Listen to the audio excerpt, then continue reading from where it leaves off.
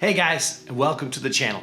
Today, we're going to be looking at painting some Space Marines, and more specifically, some Space Wolves. So, like many of you, I have a massive pile of shame of models that I have sitting around that I've had grand plans for, or I just simply picked up because they look cool at the time.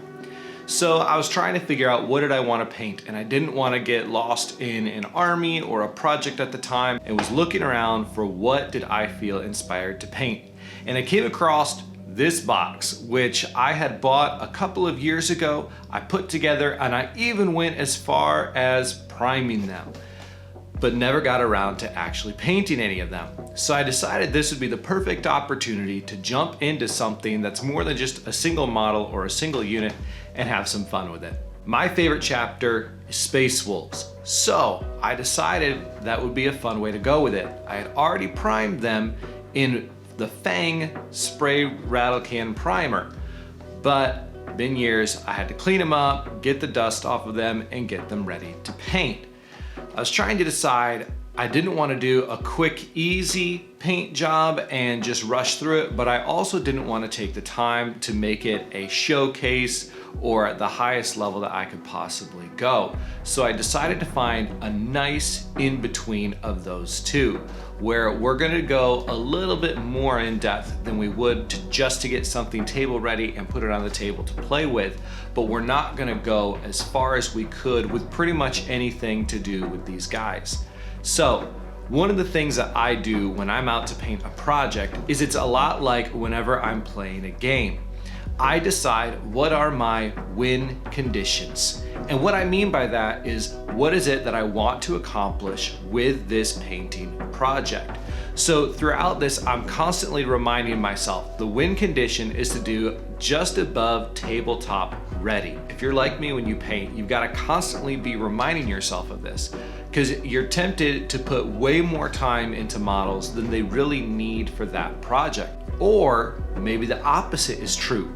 Maybe you need to put way more time in, but you're tempted to cut corners, or you're tempted to do things the quick and the easy way. So with this, I've got to remind myself that as I'm painting, it needs to be above tabletop ready. That is our win condition. So with that in mind, let's go ahead and jump into the painting.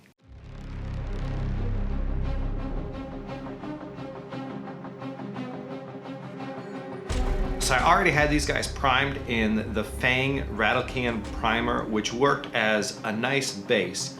But of course that's too dark of a color, and in a second here we're going to airbrush it up into the rust gray that you think of whenever you hear Space Wolves.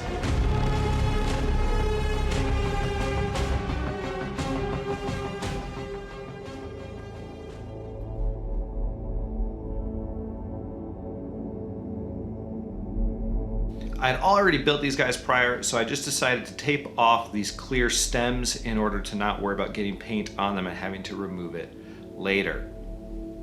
As I airbrush these guys, I'm just gonna airbrush from the top, and if I leave some of the Fang shadow from beneath, that's totally fine. That'll actually add some depth to the armor as a whole, but for the most part, we wanna get 100% coverage on the model.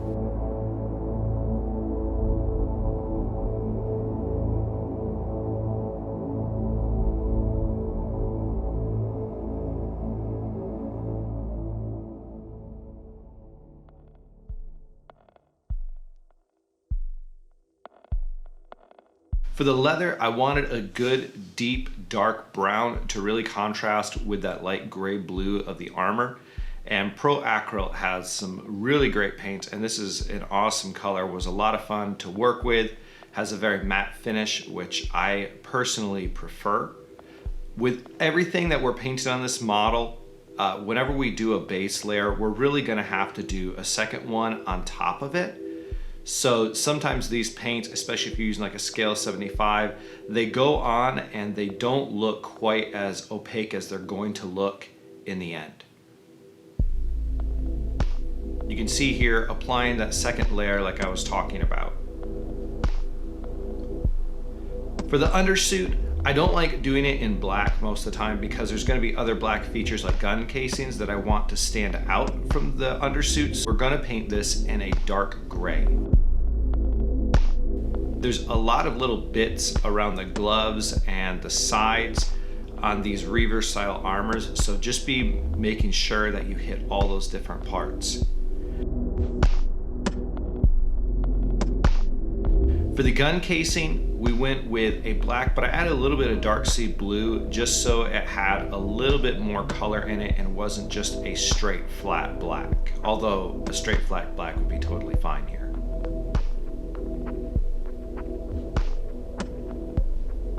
This is once again going to require at least a second thin coat coming on top of this, and we're making sure that the paint is thin and a little bit watery. That's totally fine because we're going to apply that second layer anyways.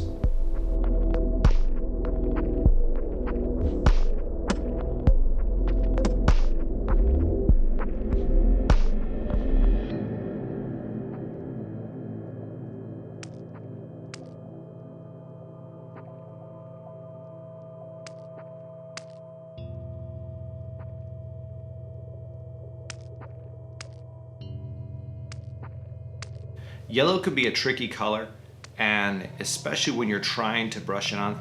Thankfully, we're not going over a very dark color here because we already have the rust gray on top, but it's just going to require a lot of little layers. And I'm not too worried about messing up on that trim because I'll come back later with the rust gray and clean that up a bit. But make sure you have thin layers so you're not going to leave a lot of brush strokes and you're not going to leave a lot of streaking on this very flat, smooth surface of the shoulder pad.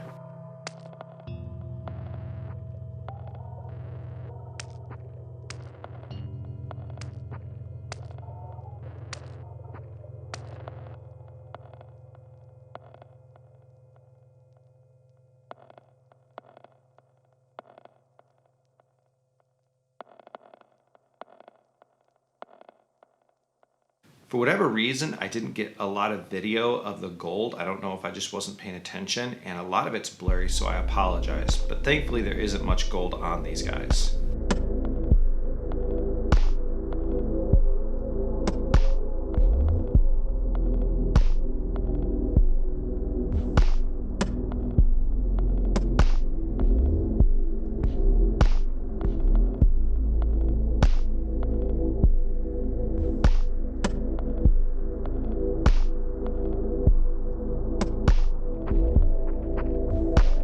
I really have to talk about Vallejo's metal colors, their airbrushing ones, which is what this is. Probably the best metal colors I've ever worked with. They're so smooth, they have such great coverage. They're meant to go through an airbrush, so obviously they're a little bit thinner, a little bit more watery, and they will separate if you put them on a wet palette. But absolutely my favorite metal colors. I would highly encourage you to get them if you don't have them.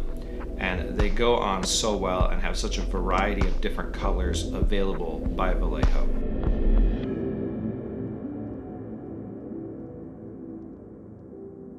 It's probably the only base color that I didn't need to come back and do a second layer because of how good the coverage is by this paint.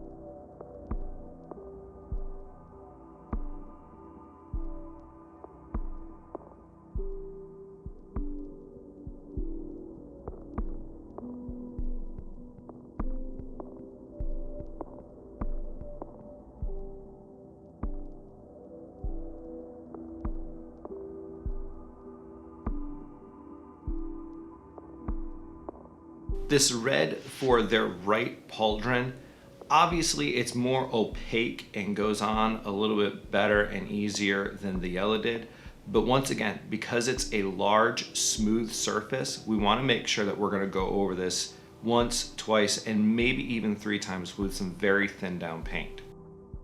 For the camo cloaks, I really wanted to stay away from the pixelated camo that you see a lot of these models given.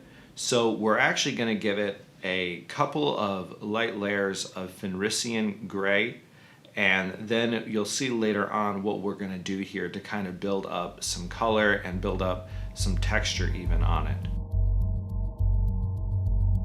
Keeping in mind our wind condition is above tabletop standard, we are going to use washes here on a lot of different parts to help give us some quick contrast and shading, and just a really easy way to make the model immediately pop and look better without spending a lot of time and meticulous detail working on things. We're doing it pretty standard. Things like flesh color on the flesh. We're going to use a Nuln Oil on all the black and the metallic areas. And we do want to make sure that we put this Nuln Oil on our black gun casing as well, and make sure you get the undersuits here too, because that's going to help darken them up a little bit and just kind of tie it all together. I'm using the newer formula of the Agrax Earthshade, so if you have the older one, just be careful and know that it's gonna stain more and it's a little bit deeper. I wanted a more subtle shade, and that's why I opted with that. Agrax Earthshade is also going to be the color that we use to do all of our armor panel shading all over here. This is tedious, it's a bit meticulous, but it really will help your model look a lot better if you take the time to do this. It adds so much definition. I watered it down a little bit more than it already was because I didn't need it quite as dark, and I wanted it to really flow into those recesses. You can see that whenever I end up getting a smudge outside of the recesses, you can just take your finger and wipe it away, or you might just want to wash off your brush and take a damp brush and wipe it off that way. But do that quickly and you can easily erase any mistakes that you might have made, any painting outside of the lines that you're not looking for.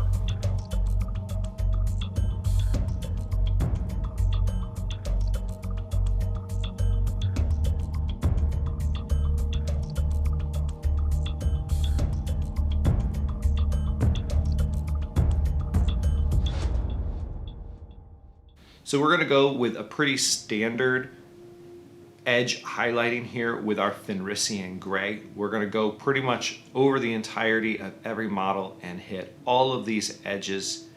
Once again, very meticulous, very time consuming. If you wanted a faster job, you really don't have to do this to everything. You can kind of just focus on certain areas, certain edges that pop out more than others do. Just make sure that you have a soft touch where you can use the edge of your brush. It'll make it easier. And if you're new to painting and you're trying out this technique, it may be frustrating, but just understand that the more practice you have, the better that brush control is going to be, which is going to allow you to get crisper lines. You can kind of tell on my guys that the further in I went and the more guys that I did, it kind of got a little bit sloppier because I let the tedium of it all get to me and it kind of wore me down. I wish I would have painted these guys up maybe in more breaks and not has done it in as few sittings as I did. But once you do this edge highlighting, it really will help your models pop.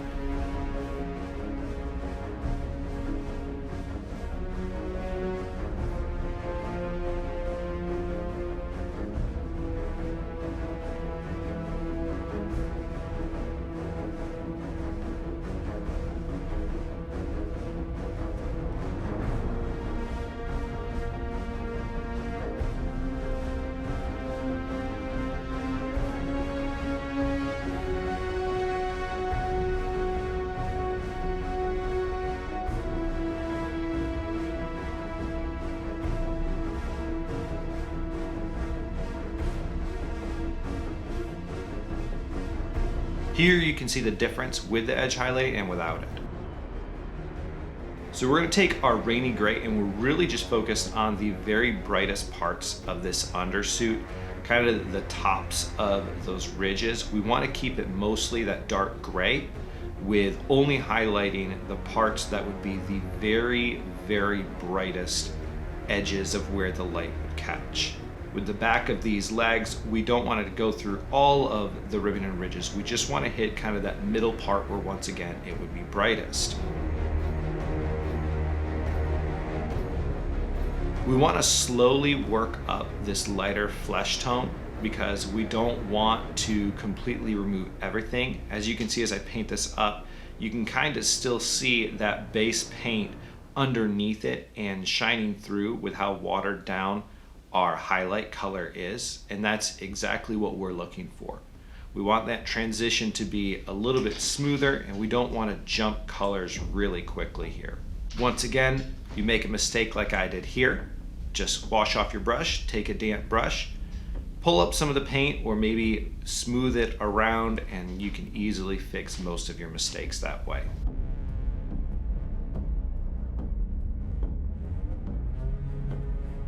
For the leather, we're really just gonna take this walnut and we're gonna edge highlight everything.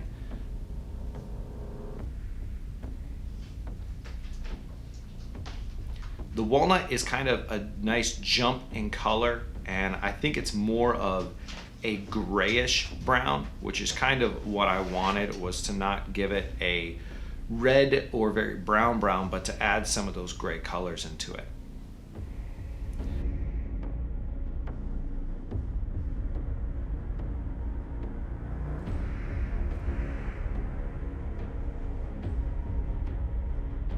As we're doing with everything else, kind of keeping in with the GW style, is we're just gonna edge highlight this lighter gray. Maybe my favorite gray is this Graphite Gray by scale 75, and just hit all the edges just to give it a little bit of definition.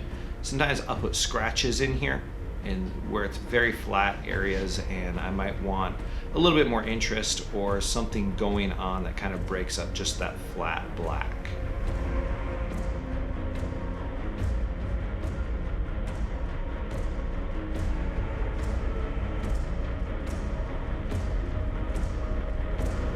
We're painting our birch right back over top of the birch that we previously laid down before we put the sepia wash on it.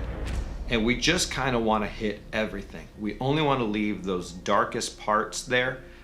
And then we're going to do this in a couple of stages. And with each stage, we're going to kind of shrink where we're putting the paint on. And so we build those highlights up to only being the brightest spots. Finally, we're looking to just cover the edges and the highest ridges with that white sands.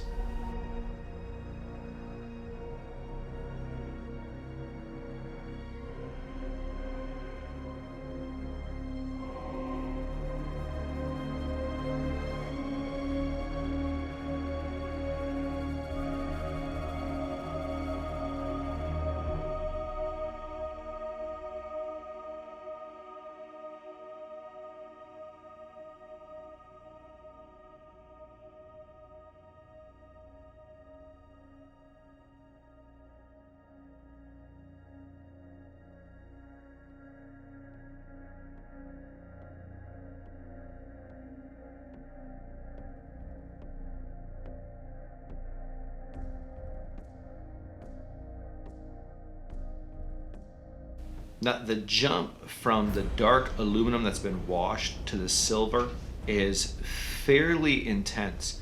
So we gotta make sure as we do this that we're very careful, that we only wanna hit the highest parts, and we don't want to paint even a lot in that mid-range. We just wanna get the parts where we want light reflected the most. And this color is extremely bright, so be careful with it. So here we're painting on our lenses. We're gonna go from a deep red up to our Antares Red, which is a nice kind of medium red here. And we're gonna shrink the area that we're doing it in. We're gonna introduce a little bit of orange, and this is gonna be mixed with our Antares Red a little bit, brightening it up. And finally using a white dot to help sell that look of a lens.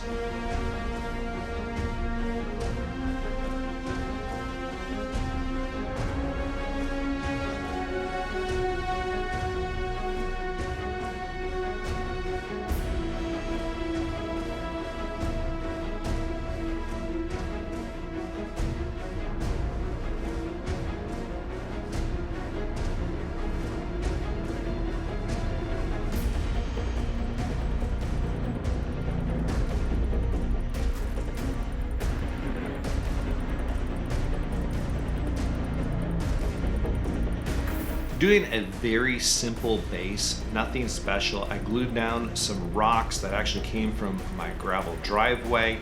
Take some of this awesome asphalt paint and put it in there.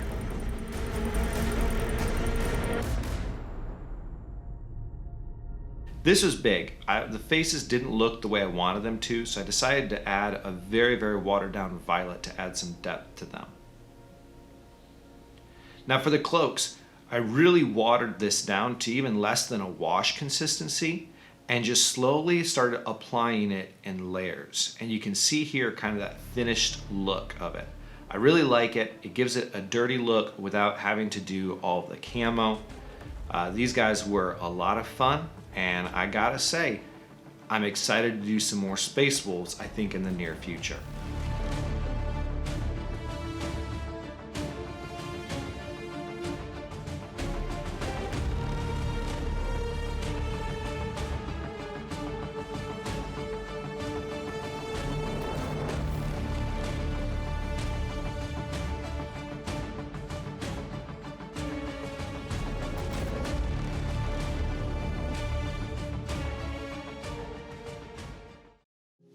So as much as I enjoyed this project, there's definitely a couple of things that if I were to do it again, looking back, I definitely would do differently.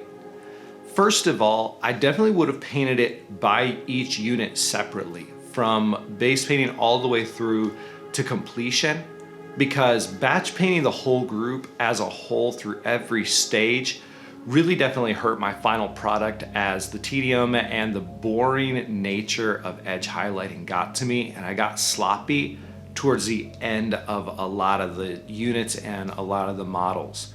So I definitely would change that. The other thing that I would have done different is I would have spent more time during my cleaning and preparing the models. I gave my old self a little bit too much credit for how much attention I paid to things like mold lines and gaps, and even just little things that weren't cleaned up the way that I now would want them prepared, and that definitely hurt the final product. The last thing is, I think I wouldn't have done Agrax Earthshade as my shading between the armor panels, and I would have gone with a brown that I mixed myself just because of the staining nature of the Agrax Earthshade. It went in well to all the recesses and it did those things well, and it looks fine, but when you get it outside of the lines, outside of where it's meant to be, it can create some staining and some things that were just kind of a pain to work with, that a normal paint you can wipe up a little bit easier than that was. All in all, I hope you guys really enjoyed the video. I had a lot of fun painting this. I had a lot of fun putting together this video, and I'm excited for making future videos. I would love to hear your comments. I'd love for you guys to subscribe and follow us and what we're doing here. Would love to hear any feedback that you guys have, and I'm excited to be able to put out more videos for you guys. Let me know in the comments what other Space Marine chapters or units that you might be interested in seeing tutorials. Till then, I'll see you guys next time.